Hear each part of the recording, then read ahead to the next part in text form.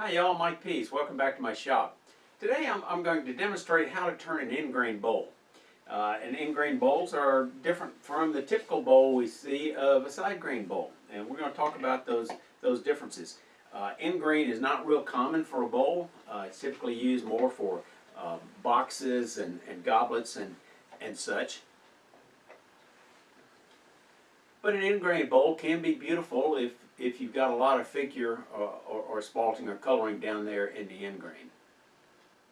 Understanding the differences between an end grain bowl and a side grain bowl is going to help you out and save you a lot of frustration no matter which bowl you turn. Okay, here's my blank. We're going to mount it between centers. I'm going to use this 6-prong drive center. Now let's bring up the tailstock.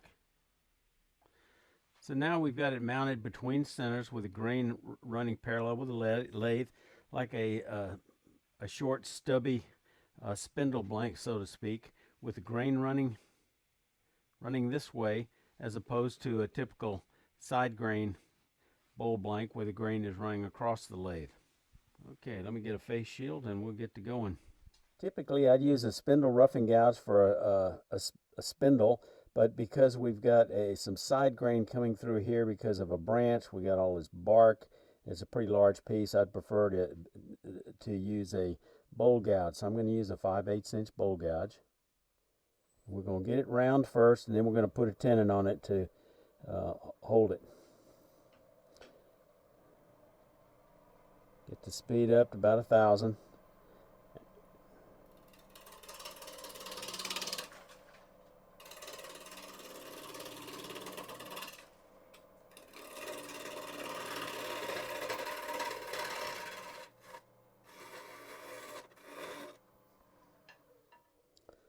Move the tool rest up closer now. We've still got a ways to go.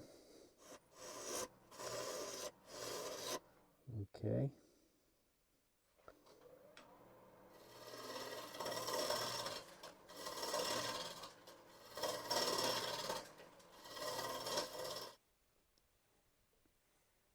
Okay. There's our tenon. Size. Alright, so now we're going to just keep working that bowl down on this end. We got to bring it around. So as a spindle, we're going from large to small to cut with the grain. If this was a side grain bowl, of course, we'd be going from the bottom toward the rim.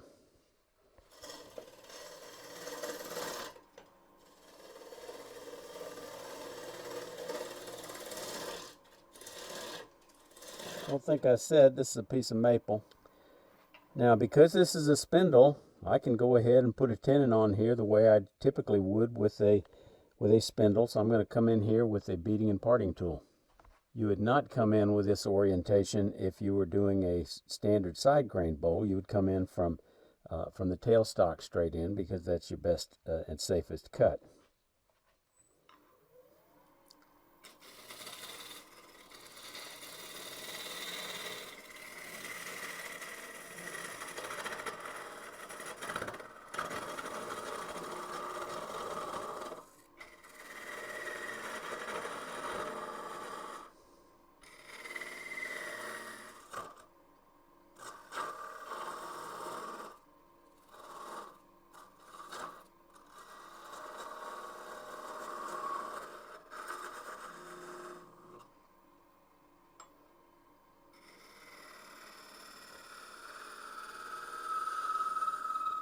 Now, this particular chuck calls for a dovetail tenon. I'm just going to chamfer the end.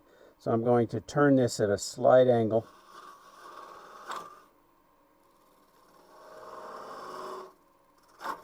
Whoa. Whoa. I didn't like doing that. Wow. And I'm afraid I shredded that tenon by doing that. That's this is green, and I think what happened coming in from the side, I just pulled up those fibers instead of shearing them off like this because I wasn't getting a clean cut. So let me think about how I'm going to resolve that. So I'm going to go ahead and bring the bottom of the bowl around a little bit more, get rid of this bark, clear this area here so I've got a little more room to get in there with a parting tool.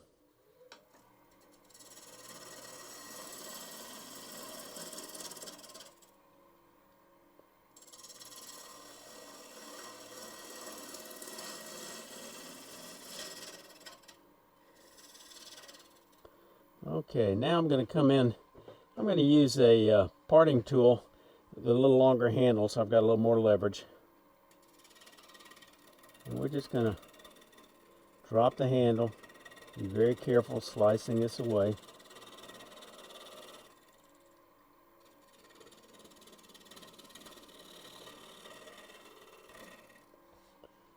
I wonder if I dislodge this thing off the point.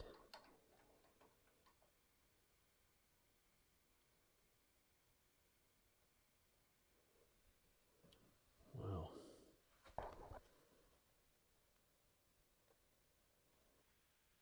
Well, here's what happened. Apparently I knocked it off center. When I remove it to see where it was, I wound up with several different marks that somehow this got thrown into. So I had to use a compass, and spinning around, I try the different points to see which one it looks like is probably center to the outside edge, and it winds up being this one over here.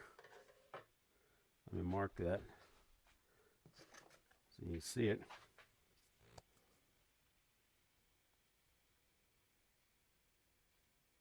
There's the center, but I've also got a bump there and a bump there and a bump there, so I'm not sure how that happens. So you can see I've got a real mess here, so let's put it back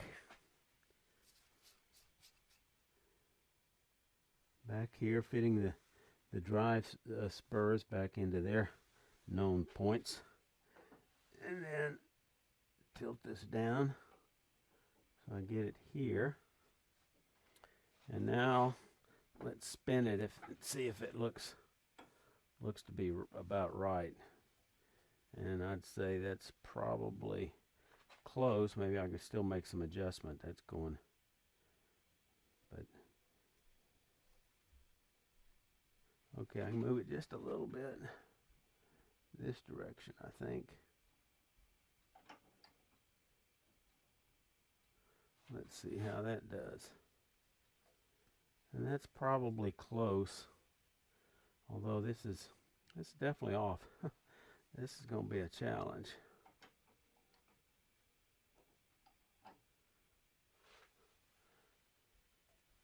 I don't know exactly when it got thrown off. Okay, that's running fairly true. Okay, so let's go back in. Let's true up this, and then we'll get concerned about cleaning up that tenon. So I just want to get it where it looks like it's running true.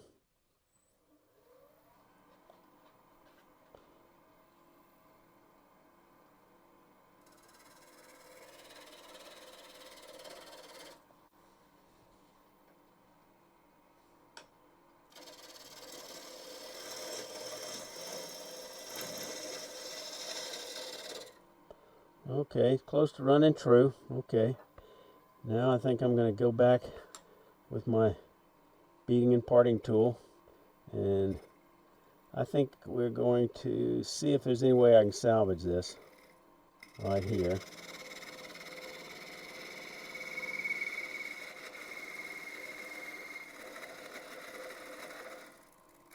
I'm going to use a different chuck, smaller set of jaws.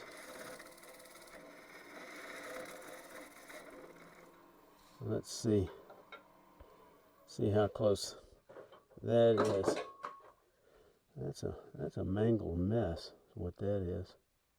Gracious. We'll come in there and come back a little ways. Come back to the parting tool.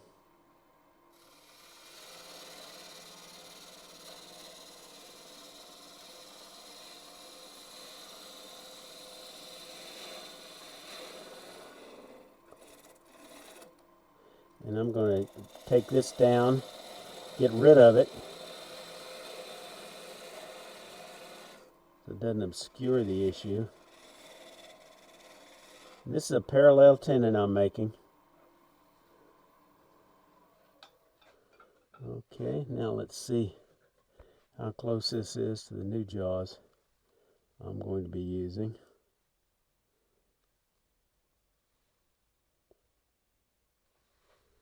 It's quite a bit larger, so good. I can clean this up real well by just taking it down and cleaning up some of that shredded end.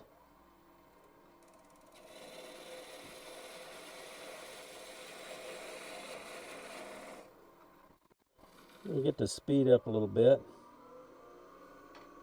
about 1200.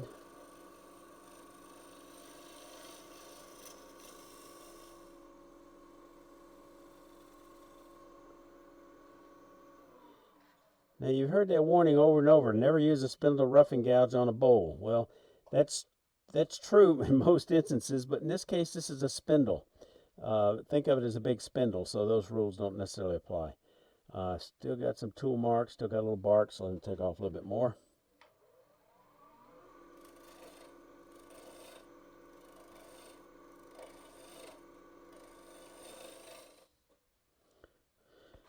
Okay, still got a little bark, a little more bark, so let's get rid of that.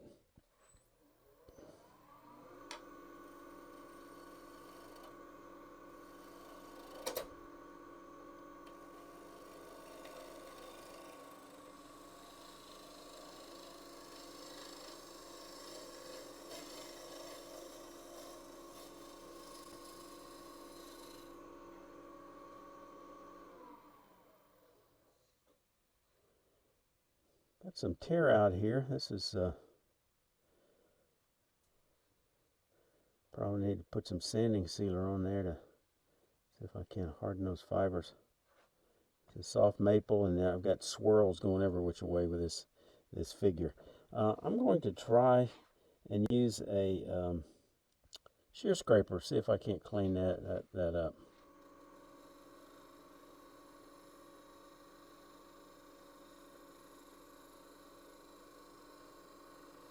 You can see the dust I'm getting because of its end grain as opposed to shavings.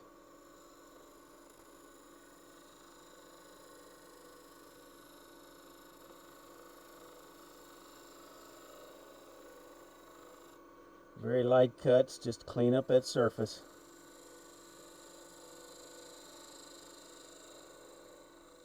So let's go ahead and remount it for hollowing.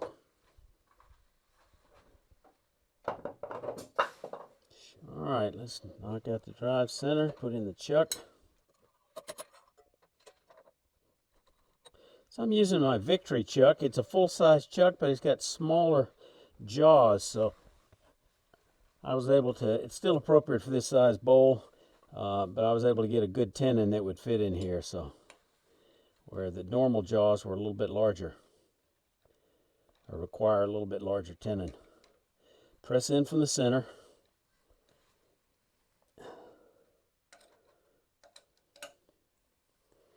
Okay, now we got to true this face up. It's kind of a mess. I'm trying to decide the best way to do that. And I think I'm going to use a bowl gouge. I'll take this off, get out of the way. Okay, and I'm just going to come in from the side here with this. Instead of using a parting tool, I'm going to use this bowl gouge. I think that'll be easier to control. Got a longer handle. Just nibble it away a little bit. I can see the shadow up here. It's got to go away.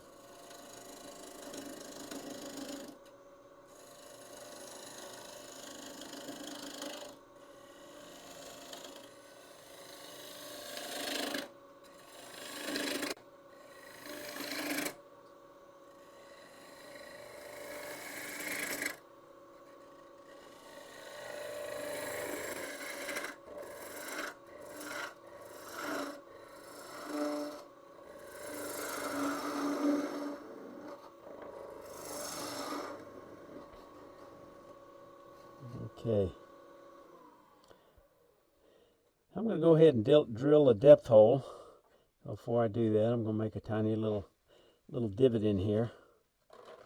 I use my beading and parting tool for that. Get the corner in there. Guide the drill bit. Okay, that's good. Get that out of the way.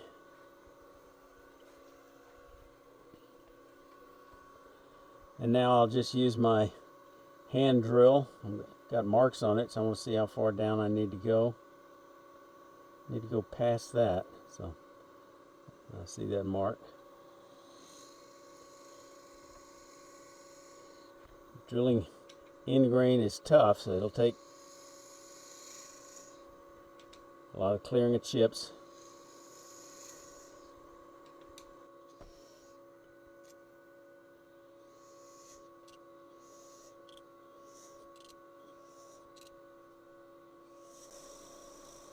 Okay, that's pretty close. Reorient the tool rest. Now, if this was a traditional bowl, side grain, I mean going in this way, we would cut from here to here and work our way down because that slices the grain. But in this case, as a spindle orientation, where the grain is running parallel with a lathe, we're going to come in from the middle and bring it and go from small to large and slice it this way. And I'm going to use a spindle gouge for that. I'm going to use a 1/2 inch spindle gouge. Just come in here like this. Let's raise the tool rest just a bit. Since it's a smaller diameter tool, I've got to raise the height a little bit to cut on center. And so it's more like hollowing a box. I'm going to come in here, just pivot out, taking our time.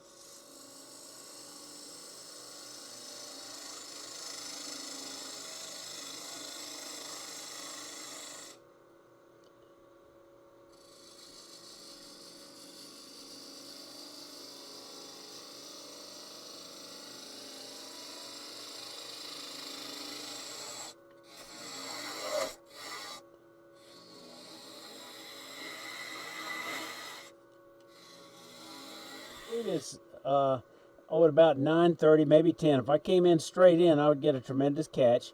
If I turn out too far, I wouldn't do much cutting.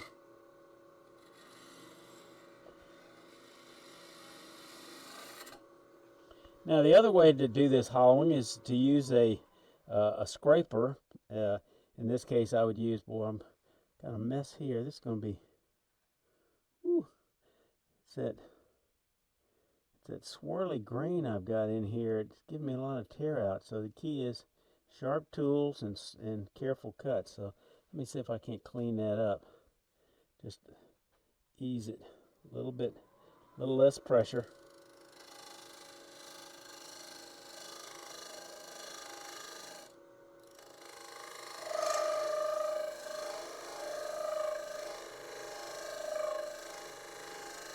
Let's see if I clean that edge up.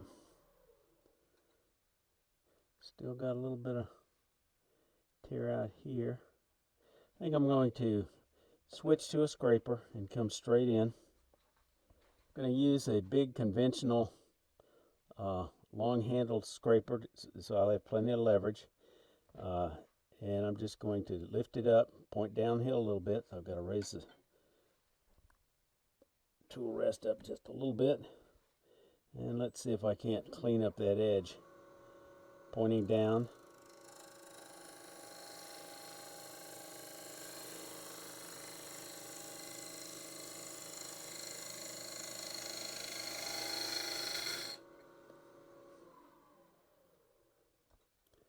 And good, that cleaned it right up.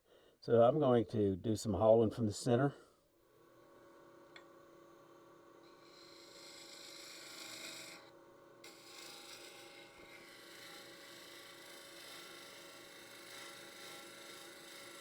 You can see you get mostly dust. You're not getting shavings going in grain.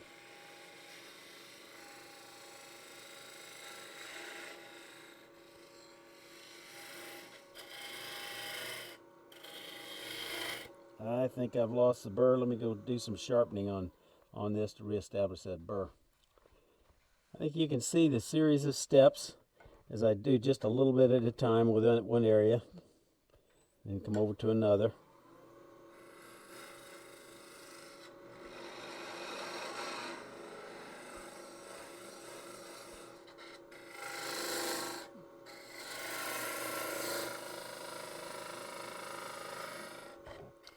Now I've got to say, turning this crap is not nearly as satisfying as the shavings you typically get with a side grain bowl. I'm going to come in there with a round nose scraper. I got to clean up the sides here. This radius scraper coming in from the center.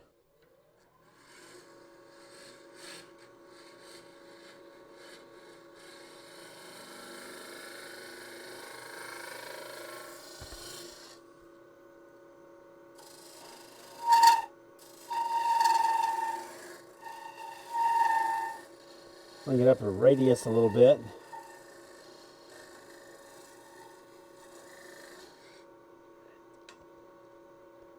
Got a little button at the middle. I want to cut right on center.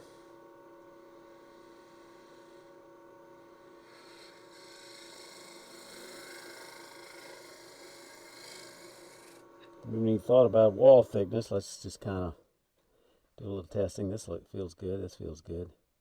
A little thicker down near the bottom. Let me see how deep this is. Use this magnet here to kind of set it there. I can go down, gosh, another 3/4 of an inch probably. And first, I think I want to go ahead and got some tool marks here. So let me see if I can't come in there with a negative rake scraper and clean up this wall a little bit. Rotate it up on its side. Just clean that area right there.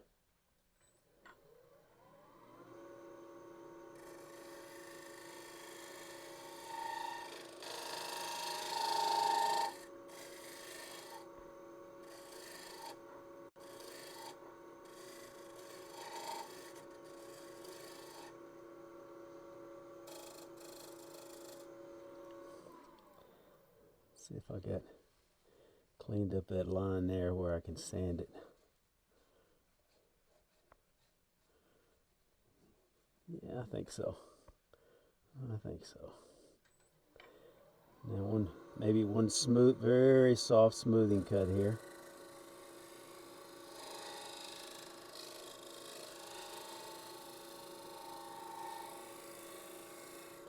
You see, coming inside to the side, I'm getting some nice fluffy shavings.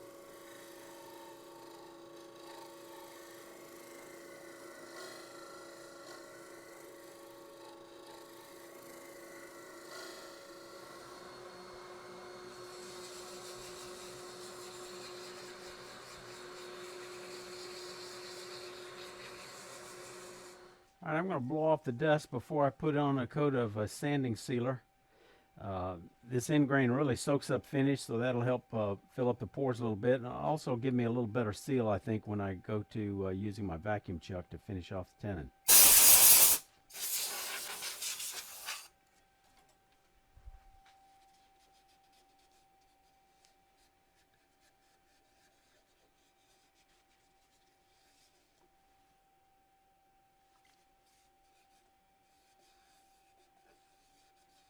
Okay, let's reverse chuck it to be able to turn off the tenon. So I'm going to remove the bowl first and take off the chuck. We'll replace that with a vacuum chuck. Just spin it on. Okay.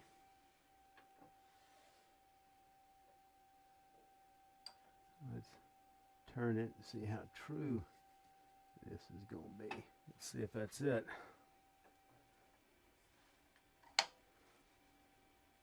Yep, that's the right one. That's pretty well trued up. Okay, so I'm going to come in here with a spindle gouge and just start nibbling this away in this direction.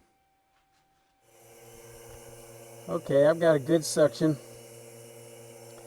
So let's bring up the sportle again. We're just going to Start nibbling it away. Get the speed up a little bit, not too fast. If this was an end grain bowl, I'd be cutting straight in. All right, just come in.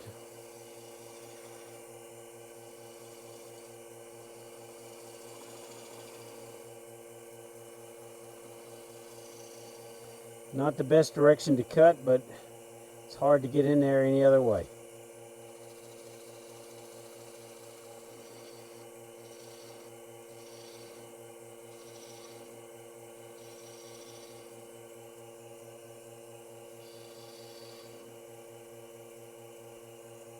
And before I completely remove that, I think I'm going to go ahead and touch it up bottom a little bit with a little bit of sanding, get rid of any tool marks.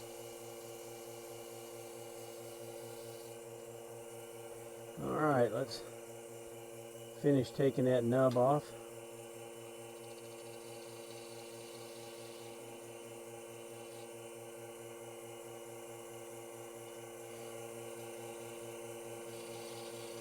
Let me check the vacuum one more time. Yep, I got good suction. Let's go ahead and take that nib off.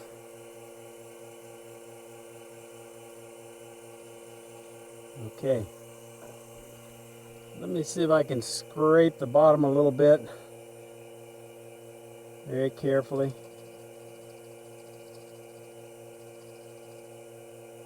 Raise the handle up just a little bit.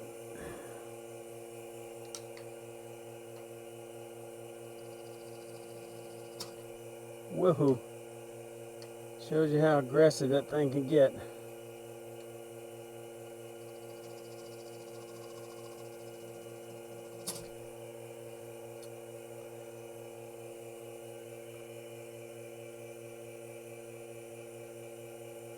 No damage, but let me sand that.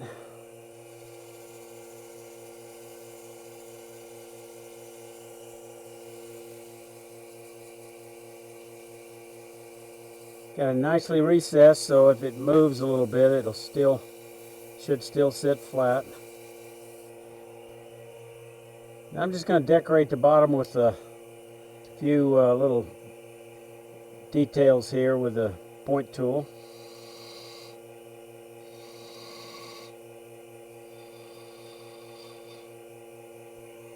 That'll do it. Get in there with the corner of that sandpaper.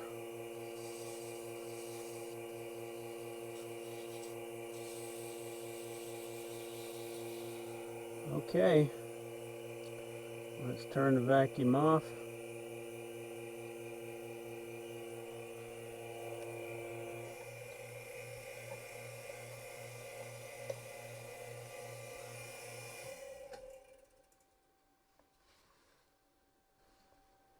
And it's wedged it on there pretty good. Okay, so there's our end grain bowl. Probably not the best wood, best example for an end grain bowl. You can see the grain, it's off center a little bit, so here's the pith coming down through here. Hopefully it won't crack too much. It should be fairly stable as a spindle orientation, similar to a box. So it should stay somewhat round. It's got some nice figure in here. I think when I put an oil finish on there, it'll bring that out and look nice. But there's that. Recap the difference between a side grain and end grain bowl is shown here. Don't even get into that. So here's a quick comparison. Side grain bowls, you have smoother cutting, hollowing from the rim to the center, and a little bit less sanding. With the end grain, it's a little rougher cutting. You're going to hollow from the center to the rim, and it's more sanding and more finish. Frankly, this is only about the third one I've ever done. I just don't like end grain bowls. To me, they're harder to cut, and I haven't run into too many examples when the wood really screams for end grain. Here are the two bowls that did call for an end grain. This cherry natural edge, and this one that's ambrosia maple, much smaller bowl. So that's an end grain bowl. I hope you got something out of it. I appreciate you leaving any comments or questions below, because your feedback is important to me. And remember, Y'all stay safe. Come on back. You hear?